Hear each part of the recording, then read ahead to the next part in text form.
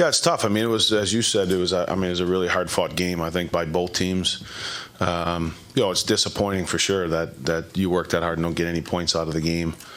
And, I thought I probably would say that, when you take the lesson out of this game, it comes down to some details. I think like the first goal against was, a tough line change where we gave up an odd man rush and we had guys changing, and then we gave up the PP goal, but then later as it goes through, you wind up with another penalty, then a 6-on-5, and the recognition of how we need to play that situation is important. So to me, that's the big.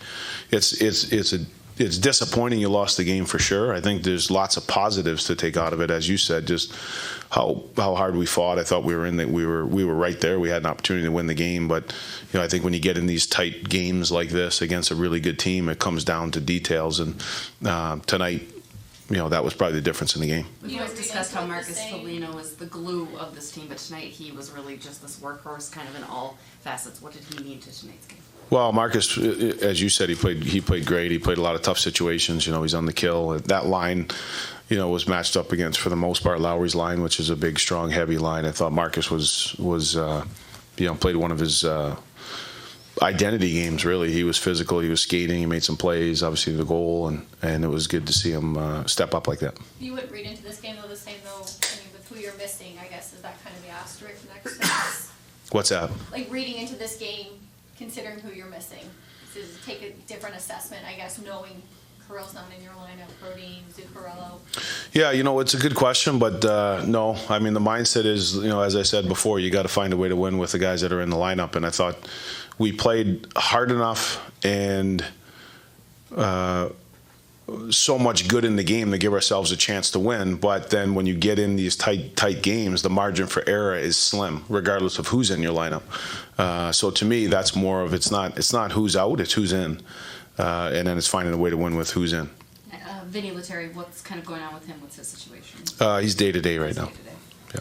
Any updates on the other guys? You said before you might have a Gus and Kaprizov update. Unfortunately, I don't. Yeah. So Tuesday.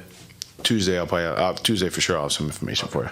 You said the other day you don't really look at the standings right now at this point of the year, but you have a lot of divisional games obviously this weekend and coming up. Like, how much are those kind of even more important, or how much is that kind of more urgency in those when you're chasing the things in the standings? Yeah, I think every game is important. It's you're trying to win the game that is going to be in front of you. I think for us it's more of to me it's really assessing the last two games. I thought last night Winnipeg was the better team in lots of areas, and we weren't as good as we needed to be. Tonight I thought we were much better in the areas that we weren't last night, and gave ourselves a chance to win the game.